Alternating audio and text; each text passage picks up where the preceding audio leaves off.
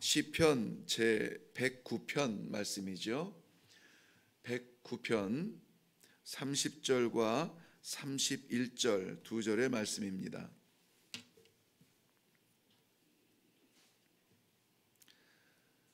찾으신 줄 알고 우리 다 같이 한 목소리로 30절과 31절을 읽겠습니다. 시작.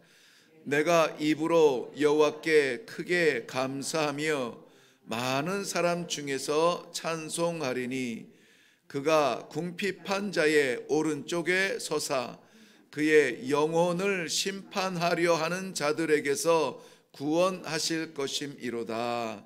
아멘. 아멘. 여호와를 찬송하는 사람, 그를 궁핍한 자라고 스스로 이렇게 표현하고 있습니다. 궁핍한 자. 그리고 그 궁핍한 자의 상대편에는 누가 있냐면은 그를 심판하려 하는 자들, 이렇게 되어 있습니다. 궁핍한 자와 그 궁핍한 자를 심판하려 하는 자들이 함께 살아가고 있는 현실과 세상이라는 것을 우리 본문의 배경에서는 이미 이야기해 주고 있습니다. 중요한 것은 뭡니까? 궁핍한 자가 단수로 쓰여 있는 반면에 그를 심판하려 하는 자들은 복수로 쓰여져 있다는 것에 주목하길 바랍니다.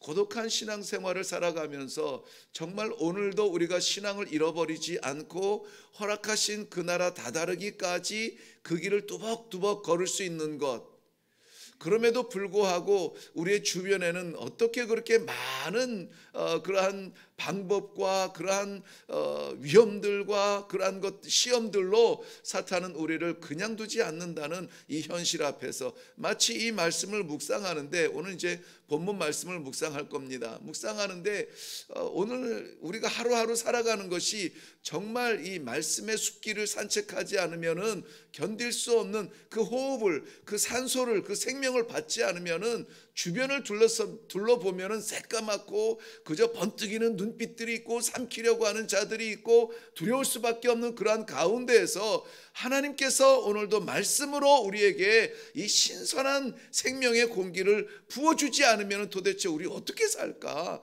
하는 그러한 말씀, 그러한 마음이 들었어요. 두 가지가 공존하고 있습니다. 둘러싸고 있는 두려움도 있는 반면에, 분명히 있습니다. 있는 반면에 그 두려움 속에서 쓰러지지 아니하도록 늘 새로운 생명으로 우리들에게 말씀을 주시는 하나님의 사랑과 은혜가 또한 있다라고 하는 것입니다. 무엇이 더 강할까요? 우리 궁핍한 사람, 이 하나님 앞에 하나님을 바라보지 아니하면은 살아갈 수 없는 그러한 연약한 존재들, 우리들은 누구의 힘을 얻으며 살아갈까요? 무엇 때문에 살아갈까요? 오늘 저는 본문의 말씀의 제목을 궁핍한 자의 능력이라고 했습니다. 궁핍하다는 말과 능력이라는 말은 서로 어울리지는 않습니다. 그러나 살 수 있는 길이 있다는 것을 보여주고 있어요. 궁핍하십니까? 분명히 존재하는 그 능력을 붙잡으시기를 바랍니다. 연약하세요? 두렵습니까? 도울 수 있는 능력 있는 그 하나님의 힘을 의지하는 이 아침이 되기를 바랍니다. 이데스라는 말이 있어요. 이데스 오브 마치라고 하는데요, 이데스라는 말은 15라는 뜻입니다. 15일, 1년에 15일은 몇 번 있을까요? 12번 있겠죠. 12번 있습니다만은 우리 역사 속에 문학적으로 남겨진 이데스 오브 마치라고 하는 것은 3월 15일을 이야기합니다. 많은 15일 가운데 이 3월 15일은 어떤 배신의 문장 같은, 배신의 문구 같은 그러한 날이에요. 그 배신은 어떤 배신이냐면 율리어스 가이사르라고 하는, 우리가 시저라고 하는 사람을 알 수가 있을 겁니다. 주전 100년에서 44년까지 존재하면서 로마의 그 힘으로, 권력으로 존재하던 그 원로들을 쥐고 있던 그 시저의 이야기를 우리는 잘 알고 있습니다. 너무나 강력해서 그는 신적 존재였고 신적 권위로 살아갔습니다. 그의 곁에 정말 아들처럼 사랑하는 브루투스라고 하는 사람이 있었습니다. 그도 원로 중에 하나였고 늘 이 시저에게 의지가 되었던 그러한 아들 같은 존재였습니다. 그런데 이 공화당의 원로원의 회의를 하러 들어가던 중에 늘 마음속에 이 시저에 대한 반감을 가지고 있던 원로들이 드디어 반기를 들고 그에게 칼을 댑니다. 시저는 그날 죽게 되죠. 그런데 그 자기를 향해서 칼을 들고 달려드는 그 원로들, 평소에 늘 곁에서 함께 회의하며 나누었던 그 하얀 옷의 원로들이 칼을 들고 달려들면서 많은 곳을 찔렸다고 하죠. 24곳을 찔렸다고 하니까는, 그러면서 눈을 감는 순간에 그를 향하여서 달려오던 그 원로들 가운데 있던 그 블루투스죠. 그를 바라보면서 브루투스 너 맞아, 이렇게 이 간절한 이 마지막 호흡으로 이야기하면서 죽었다고 합니다. 원래는 그 말을 했는지 안 했는지는 확실하지 않아요. 그러나 그 영국의 그 대문호이죠, 셰익스피어가 이 글을 기록하면서 이 명문장을 남긴 거죠. 브루투스 너 맞아. 가장 신뢰하고 가장 사랑했던 너 맞아, 마지막 순간에 배신의 칼을 들었느냐 하는 안타까움으로 이제 죽음을 맞이하게 됩니다. 그래서 그날이 이제 3월 15일인데요. 그래서 이데스 오브 마치라고 하는 것, 이 3월 15일은 그 배신의 어떤 대명사처럼 기록되어지는 날입니다.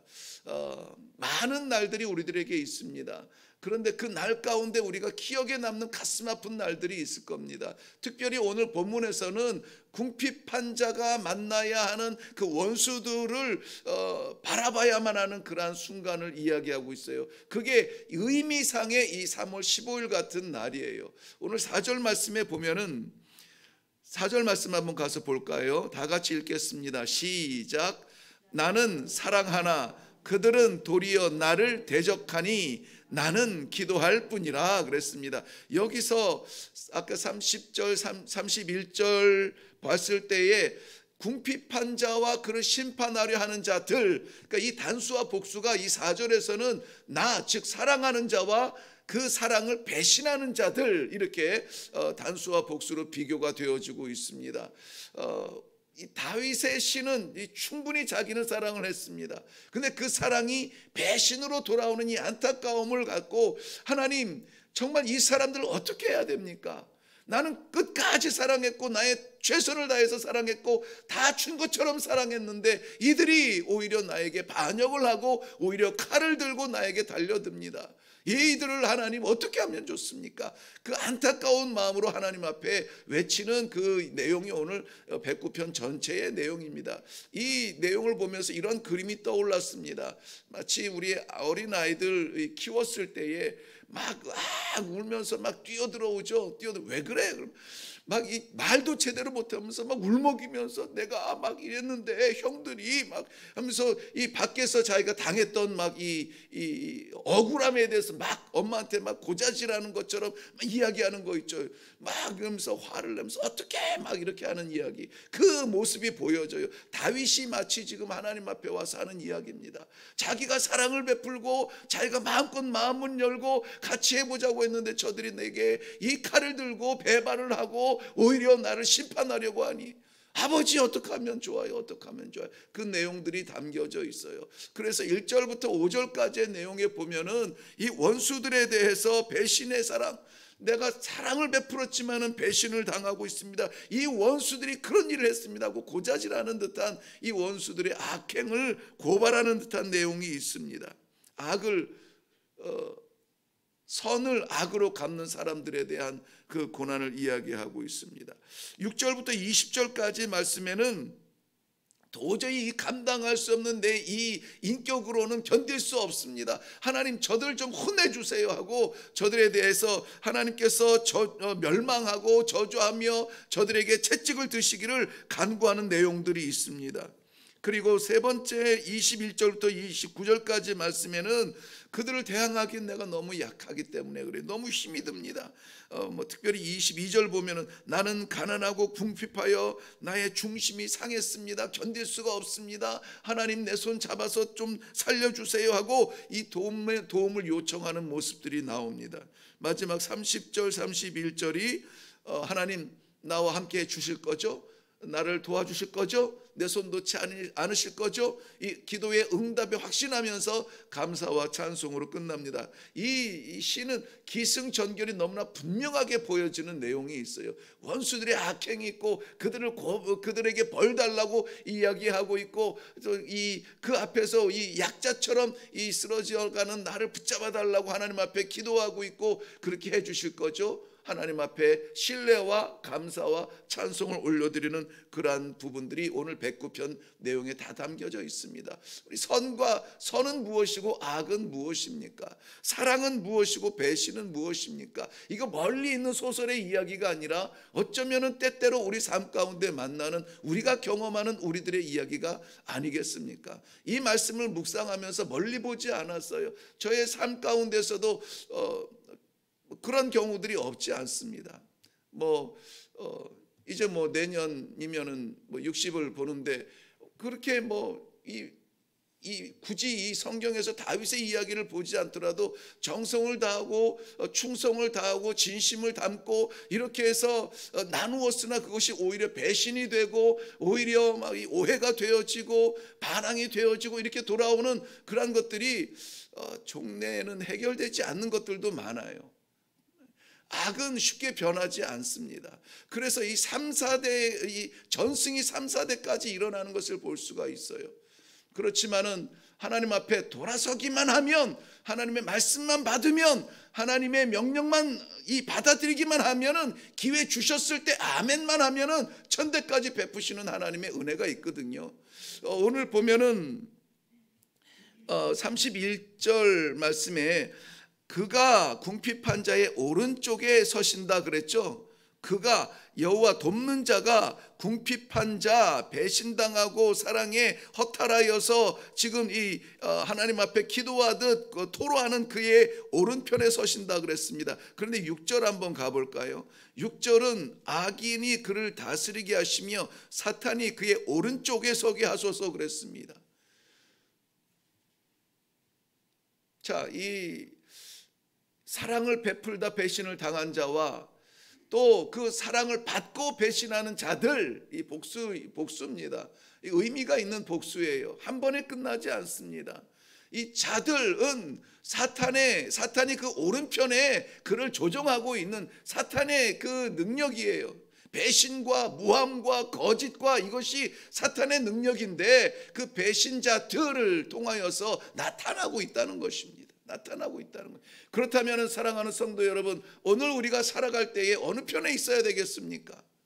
아무쪼록 여호와 하나님의 편에 서서 하나님께서 기대하시는 사랑을 하고 하나님께서 기대하시는 선을 베풀고 하나님께서 기대하시는 삶을 살 수 있기를 바랍니다. 우리는 어느 편에 서 있겠는가 하는 것은 너무나 중요한 말씀이에요.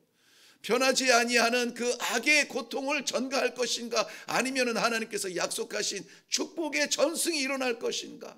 내 잘못, 내 악은 여기에서 끝나지 않습니다. 그래서 이거 털어버리자고 기도해야 되는 거예요. 이것이 삶의 지혜인 것입니다. 악은 악인지 알지 못해요. 그런데 깨닫게 하신다면은 이거 하나님 앞에 감사하고 털어버릴 수 있도록 기도해야만 됩니다. 하나님, 점이라도 흠이라도 하나님의 거룩함에서 벗어나지 아니하도록 이 지저분한 것 깨트려 버리게 하옵소서. 이 욕심, 이 불쾌함, 이 정욕, 이런 것들 좀 버리게 해주세요. 얼마나 열심히 살고 얼마나 애를 썼던 그러한 삶들도 정욕 그 하나 잠깐의 순간에 그것 때문에 인생이 무너지고 하나님을 알지 못하니까는 자기 생명 자기 것인 줄 알고 거기에서 포기하는 안타까운 일들을 우리는 최근에 이렇게 바라보면서 무엇을 생각하십니까? 무엇을 생각하세요? 우리라고 거기에서 자유합니까? 아니에요. 우리도 마찬가지입니다. 그런 유혹이 있고 그런 시험이 있고 그런 현장에 있을 수가 있어요. 그러나 내가 어느 편에 있는지, 사단의 오른편에 사단이 내 오른편에서 나를 주장하고 있는지, 하나님께서 내 오른편에 서셔서 나를 주장하고 있는지, 이것 한 가지만 생각해도 우리의 삶은 완전히 180도로 변합니다. 죽음에서 생명으로 갑니다. 지옥에서 천국으로 갑니다. 좌절에서 소망으로 변합니다. 이게 성도의 재미 아니겠습니까?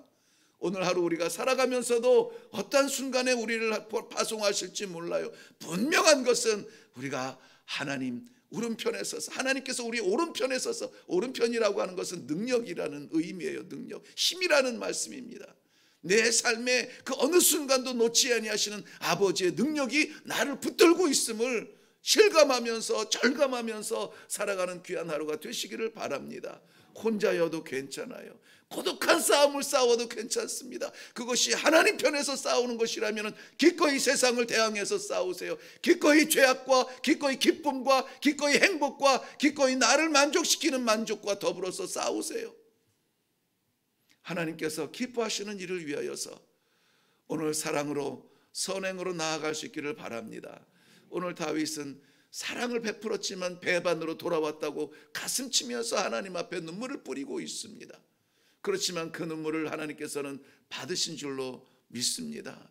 사랑하는 성도 여러분, 오늘 허락하신 우리 하루의 삶은 배신을 통한 이익이 아니라, 욕심을 통하여 나를 채우는 것이 아니라 끝없는 사랑으로 하늘나라를 채우고 끝없는 인애로 하나님의 마음을 채울 수 있는 그러한 성도의 삶이 됨으로 말미암아 지금 당장은 궁핍할지라도 우리 하나님 앞에서 풍요로운 영성으로 살아가는 그러한 복된 성도님들이 되시기를 주님의 이름으로 축원합니다. 로마서 12장 12절 말씀에는 우리에게 갚지 말라, 이 분노가 생기고 억울함이 생기고 그럴지라도 악을 악으로 갚지 마. 그건 내가 할게. 그건 내가 할게. 그저 너는 나의 기쁨을 위하여서 일하라고 말씀하고 있습니다. 오늘 이 아침에 아버지 하나님, 나를 보내셔서 우리 하나님께서 기뻐하실 일이 무엇이 있을까요? 그 기쁨을 소망하면서 그것을 기대하면서 기도하시기를 바랍니다. 그 기쁨을 기대하는 마음에 하나님이 반드시 응답하여 주실 줄로 믿습니다. 억울했던 것 있으세요? 배신당한 것 있으세요? 지금도 상처가 되는 것 있으세요? 저는 이 말씀을 묵상하면서 정말 견딜 수 없는 이 진실 앞에서 하나님 정말 틈도 없이 완벽하신 하나님, 아무도 모르는 감춰진 내 마음속까지 들여다보시는 하나님 앞에 그저 무릎을 조아릴 수밖에 없었습니다. 이것을 내가 증거할 수 있을까요? 하나님께서 증거하게 하심으로 말미암아 저에게 먼저 은혜를 주셨습니다. 사랑하는 성도 여러분, 오늘 이 하루 마음껏 사랑하고 마음껏 인애를 베풀며 마음껏 하나님을 기쁘시게 살아가기를 주님의 이름으로 축원합니다. 기도하겠습니다. 억울한 순간에도, 배신의 등을 바라보며 가슴치는 순간에도, 어이없어 정말 세상 살맛 안 난다고 고통스러운 그 순간에도 하나님 오른편에서 나의 손을 붙잡아 주시고 여전히 나를 인도하여 주시는 은혜를 감사합니다. 오늘 이 하루를 살아갈 때에 불쾌하고 안타깝고 분노하며 화나는 그러한 것들을 다 잊어버리고 우리 하나님 기뻐하시는 일, 그 사랑, 그 인애, 그 은혜 마음껏 누리며 살아가는, 베풀며 살아가는 아름다운 성도들의 삶이 되게 하여 주시옵소서. 잊혀지지 아니하는 고통 오늘은 씻어 주시옵시고 하늘의 기쁨을 맛보고 그것을 마음껏 나누어 주는 복된 하루가 되게 하여 주시옵소서. 감사드리옵고 예수님 이름으로 기도하옵나이다. 아멘. 아멘. 오늘 아침은 정말 고민하게 하는 독특한 은혜를 주셨습니다. 이러한 배신의 등을 계속 안타까운 불쾌한 마음으로 바라볼 것이 아니라 용서하며 하나님 앞에 내려놓고 우리는 우리 할 일을 하면서 나아가야 되지 않겠는가 하는 그러한 나눔의 말씀이었습니다. 사랑하는 성도 여러분, 오늘 이 아침에 기도할 때에 그저 그러한 가시 같은 마음들이 있거든 하나님 뽑아주세요. 나도 주님 앞에 가시였습니다. 나 뽑아주신 것처럼 내 마음에 이러한 가시들을 뽑아주세요. 그리고 하나님께서 주시는 평안의 마음으로 사랑을 나누며 실천하며 베풀며 살아가는 그러한 복된 하루가 되게 해 주세요. 이 아침에 우리 차분한 마음으로 우리 모든 구할 것을 아울러 기도하며 내려가시기를 바랍니다. 우리 같이 기도합니다.